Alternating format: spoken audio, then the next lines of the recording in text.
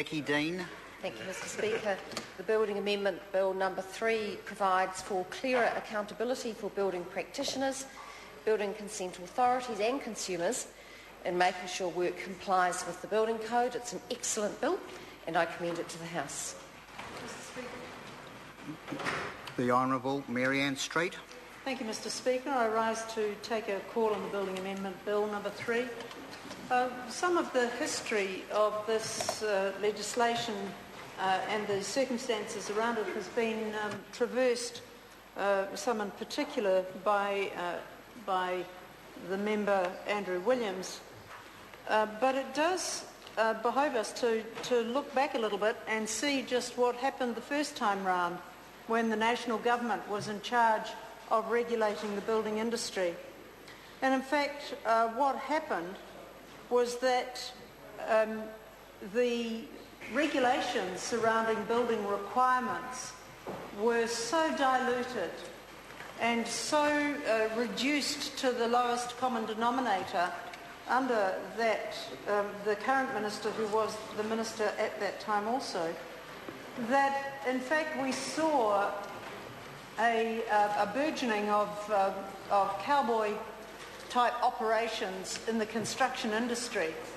In fact, I wish we had seen them, but we didn't see them. They often operated under the radar, covered things up with sufficient coats of paint for people not to be able to discern the inadequate nature of the materials they were working with. And so, over a number of years, the problem emerged. And after the 1990s and the National Party's term in government, when one of its tasks was, in fact, to dilute the regulations around the construction industry, we saw people beginning to suffer hugely from this shoddy and corner-cutting practice. And so the Labor government then sought to tighten regulations up. And by the time I came into Parliament in 2005, Clayton Cosgrove was in charge of this portfolio and was taking meetings all around the country of people involved in the construction industry. I remember attending 2 of them on the North Shore, and because I was working in the Labour North team at that time, and so the North Shore was an area of particular interest to me and an area that I knew well.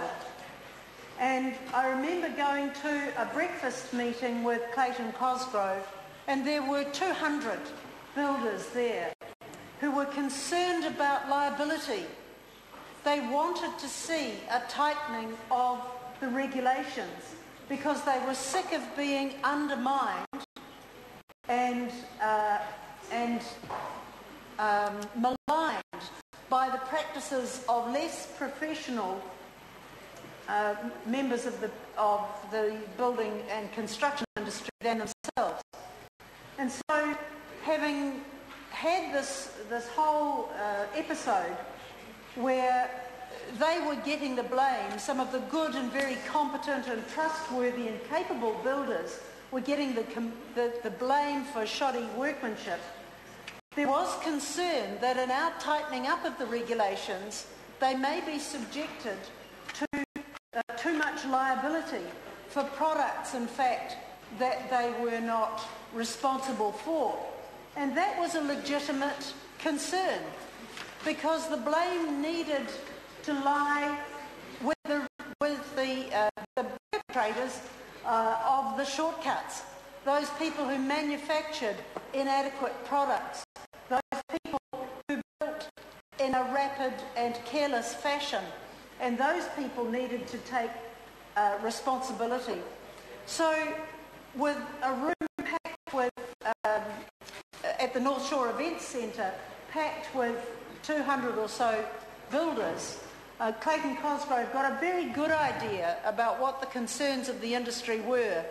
Don't tighten up so much we can't do our job, or we get tagged with liability that is not our fault. But on the other hand, tighten it up enough to get rid of the cowboys out of the industry and to protect the homes that New Zealanders were having built. And so we proceeded down that path. And what this bill represents, Mr. Speaker, is a return to shoddy practices. It doesn't provide enough of a bulwark against shoddy building practices.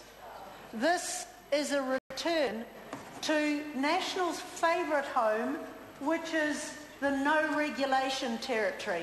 Let's regulate as little as possible, because all our friends in business complain about red tape and regulation, while sometimes regulations are there for a reason.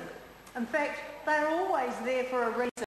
Every now and then they need to be updated because the reasons change, but they do not, in the case of this legislation, warrant being wound back in the way that this legislation proposes. Mr. Speaker, we supported this bill to select committee, and we're kind of there with the Building Act review, but this bill does not deserve to proceed any further. It represents a short-sightedness, an attitude that has not learned from history, even in the same person, the same minister. There is not the learning from history which New Zealanders deserve if the building of their homes is to be protected adequately from a repeat of the problems of the 1990s. So we think it's unwise.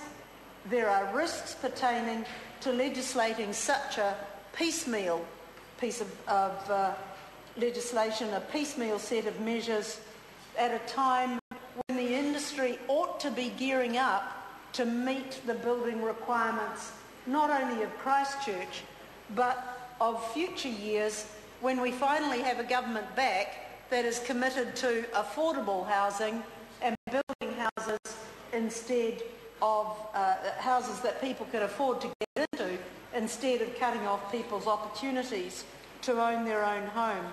So, Mr. Speaker, our position is that we agree with those submitters who wanted to the bill to be withdrawn and to bring it back in a more comprehensive form. So again, don't do half the job, do the whole job and do it properly. And there is no harm, there's no shame in saying, okay, we haven't got everything quite right here, we'll just hold it off, we'll make some changes and we'll bring it back in an improved way that the House can pass without any difficulty. This is not that bill. This is not that bill, and it contains dangers within it that will see us going back to the 1990s completely unnecessarily. People deserve to live in houses that are built by workmanship they can trust. We have very capable workmen and craftspeople out there who can build houses adequately to proper specifications. Do not dilute the regulations now. Do not put aside all of the experience of the 1990s and the things we learned. Go back and get another 200 North Shore builders into the event centre and talk to them again over breakfast.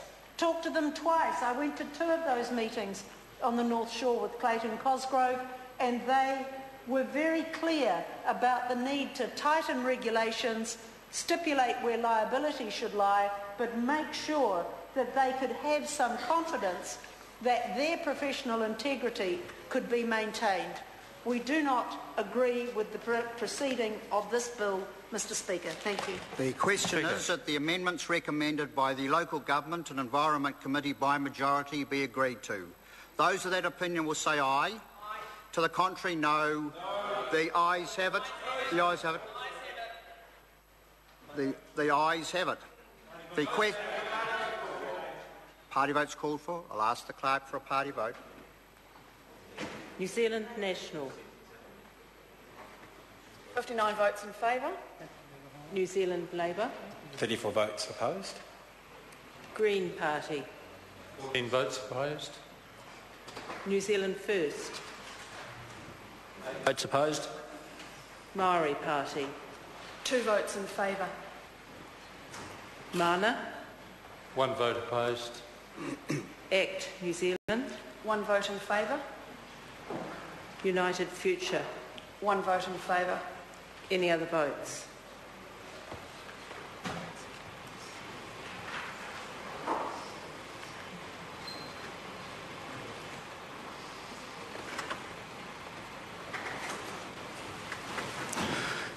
Members, the ayes are 63, the noes are 57. The motion is agreed to. The question is that the motion be agreed to. Those of that opinion will say aye.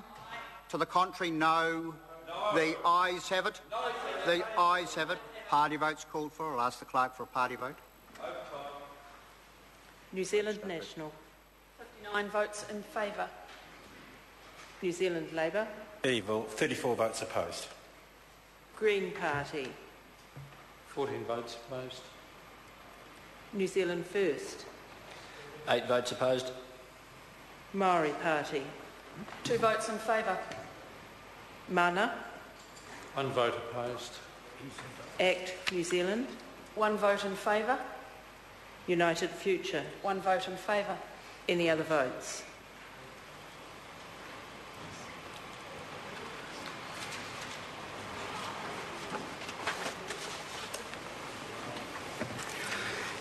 Members, the ayes are 63, the noes are 57. The motion is agreed to. Building Amendment Bill number 3, second reading.